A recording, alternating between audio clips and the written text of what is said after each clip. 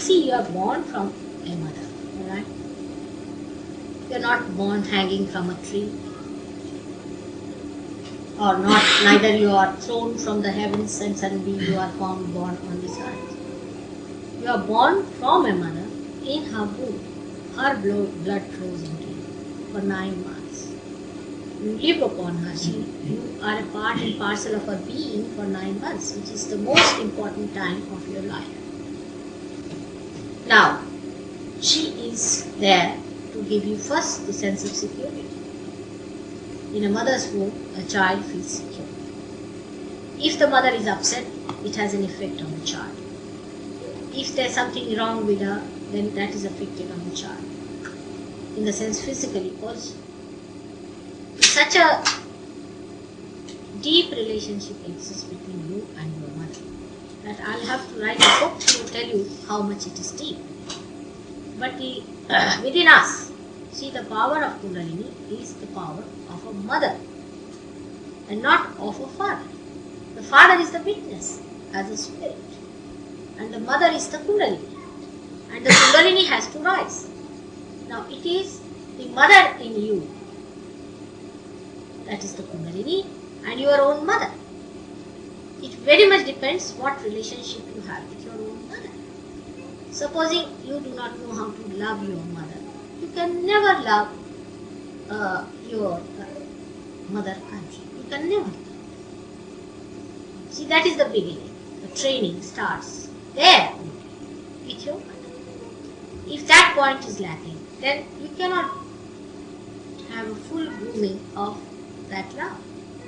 Now maybe the mother has not been a very good one. Possible. There are, according to the Sanskrit verse, as I told you, there cannot be a bad mother, Kumata, but sometimes she could be bad also.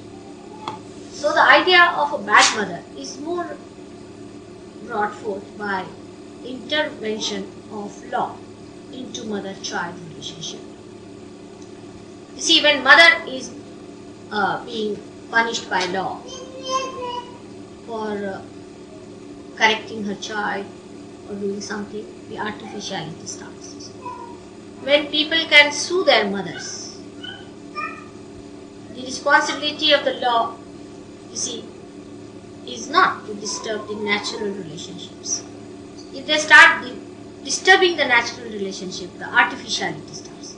And that's why in the countries where the law has taken charge of children and such things, you see, without understanding the basic thing that it is a natural thing to love your child.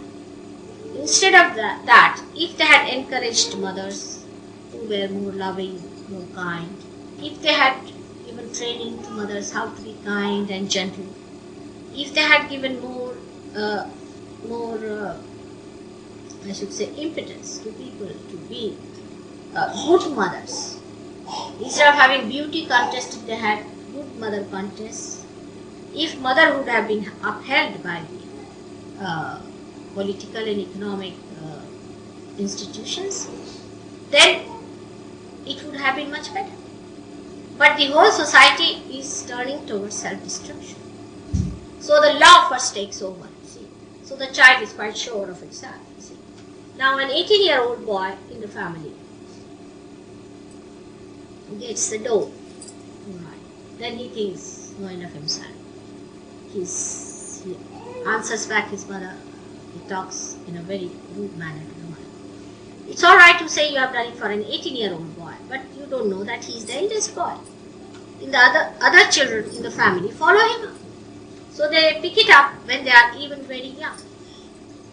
The idea of giving money to boys at that age also is extremely harmful, because when he gets the money, the other children think they must also get some money. So they start charging mother for the work they are doing. We must pay 5p for bringing a glass of water for the mother. Then the mothers now are of a different time. There are so many mothers who say that it is not a thing that we should love our children. It's not natural. Artificial has become natural and natural has become artificial. How is it within these 10 or 15 years suddenly the mothers have become so funny? Now, Because of these pressures, what happens that we develop a feeling against our mother. We start judging our mother and father. We should never judge them. We are not to judge them because they are there, we have chosen them, they are there just as part and parcel of ourselves. Supposing your nose is broken. Do you start judging yourself, my nose is broken, my nose is broken? Do you discard your nose? In the same way your parents are. You cannot discard your parents. But the whole society is working like this. It's a vicious circle. Now if I say, you go and talk to your mother, then you can say that my mother is not a good person. She is this and that. Then I have to say, alright, then forgive her. Then you don't like it. You would expect me to tell you, alright, just go and bash her. You would be pleased if I tell you that. Some of you would. Go and beat her up. But I would not say that. Because that's not the way Sahaja Yogi are going to work on. You must know that the whole society is in a whirlwind. It's a whirlwind, you see. So somebody has to steady oneself and stop and try to change the winds. And that's why a Sahaja Yogi has to stand up and understand that respect and reverence of parents is important. But it is an actual thing. Because if you are not good with your mother, your left side is weak. You have seen it on the vibration. Whatever I say, you can see it on your vibration. You will be the loser. So forgive her. Know that she has given you words. Maybe if she has been harsh to you, angry with you, or done something, forgive her. And you will be amazed. You can win her over. It's not difficult. Because by your goodness, you see, by your over goodness towards her, relatively it will work. Maybe exceptionally one person may be this thing, but you cannot make a rule out of that. Exceptionally one may be. But if you have to change the society, the whole thinking, somebody has to stand up. And it is a chakra within you, you know, where it touches the point of void, where the left side touches the point of void. That is a center, a very important center for a mother, which guides. And do you know, it is very near the center of existence, because your existence depends on that. Supposing a child had no mother, he can never be a good husband. Very difficult for him to be a good husband. Because all the womanhood, all the kindness, the sublimity, the greatness of women is known through your mother to begin.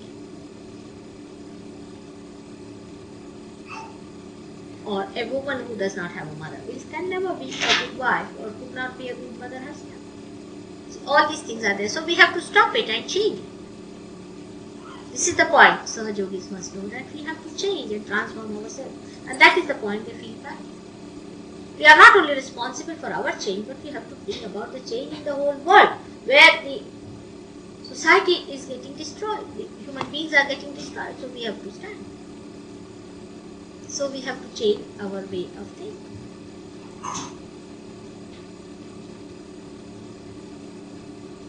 What's wrong in talking to your mother? She's not going to kill you if you talk to her.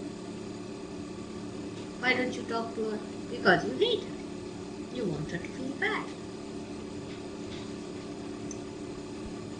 I mean, you don't go and beat your mother.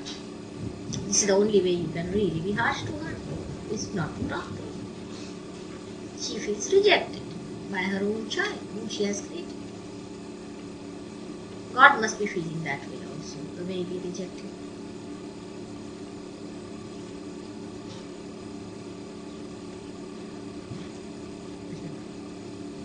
Everybody's left side improves. But try to love and you'll enjoy, because loving is the greatest thing, you know. To love someone is adoration, absolute adoration is reverence. If you love someone, then you know that it is so great, it makes you great to love someone. It's a very great feeling that I love someone. It's like a Lord one feels, oh, I love this one and I love so many are there. Need not that person, need not love you. I mean, I don't think all the Sahaja Yogis love me so much as I love them, maybe. But I'm very proud of my Sahaja Yogis that I love them. It's the most joy-giving thing, is to love yourself. To be able to love. That's the greatest ability the person should have, is to love others. And in love, forgiveness is the way. That's why Christ said forgiveness is the greatest blessing. What do you achieve by not talking? I mean, what do you achieve? Let us see the other side of it. What do we achieve by not talking to someone?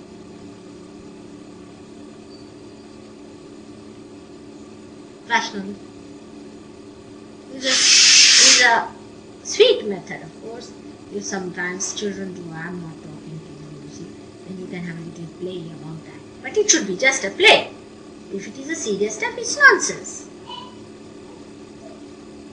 Just to play about is very good that I'm not talking to you. I'm not going to talk to Joseph for some time, he knows that. But then it's not serious. It is just to bring round certain points. And it's nice that mother should come and cajole you and persuade you and try to help you. That's a good thing. But the way we are serious about it is something